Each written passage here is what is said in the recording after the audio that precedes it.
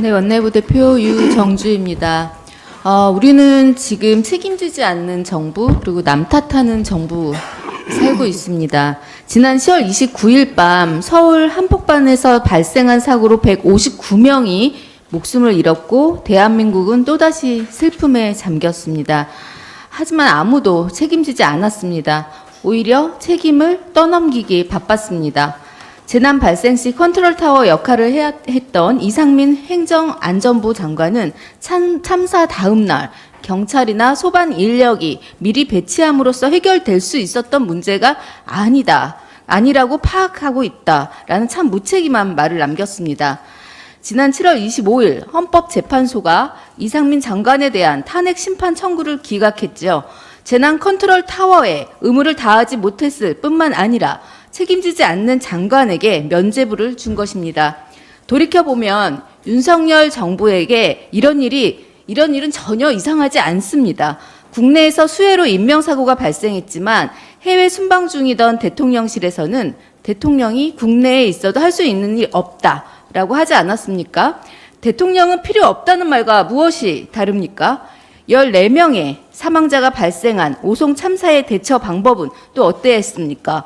국무조정실이 오송 참사에 관련해 5명을 인사조처할 것을 건의했다고 밝혔습니다. 그리고 공무원 36명을 검찰에 수사 의뢰했습니다. 그러나 여기에서도 책임져야 할 사람들이 책임지는 모습은 눈 씻고 봐도 찾아볼 수가 없습니다.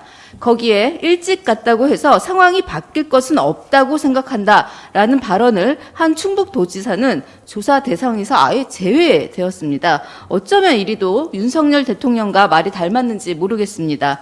재난과 참사 앞에서 책임져야 할 사람들이 책임지지 않는 모습을 윤석열 정부 출범 이후 우리는 너무나 자주 보고 있습니다. 대한민국의 국민들은 안전을 그럼 각자 도생으로 언제나 지켜가야 합니까? 그러하다면 국가가 왜 존재해야 하냐는 질문이 당연히 나오지 않겠습니까? 부디 윤석열 정부 존재의 이유가 자신의 목적과 기득권과 카르텔을 지키기 위한 것이 아니길 바랍니다. 최근 윤석열 대통령의 장모 김건희 여사의 어머니가 법정 구속되었습니다. 윤석열 대통령이 대선 후보 시절에 뭐라고 했죠? 장모는 사기당한 피해자라고 하지 않았습니까? 그런데 그런 피해자가 법정 구속되었습니다. 윤석열 대통령이 사실관계를 알고도 장모를 감쌌던 아니면 모르고 감쌌던 국민 앞에 사과해야 할 일 아닙니까? 하지만 역시 책임도 지지 않고 사과도 하지 않고 그저 조용합니다. 윤석열 정부는 사과하거나 책임지는 모습을 보면 싸움에서 지는 것이다 라고 생각하는 것 같습니다. 정부의 운영을 적이 분명한 싸움이라고 생각하는 것입니까? 그런 1차원적인 생각을 갖고 있는 것이라면 지금이라도 정상적인 판단과 행동이 무엇인지 공부하기 바랍니다. 상식이 없는 정부는 국민을 불행하게 합니다. 덧붙여 더불어민주당은 오늘부터 8월 한 달간 현장을 찾는 민생 체험단을 발족했습니다.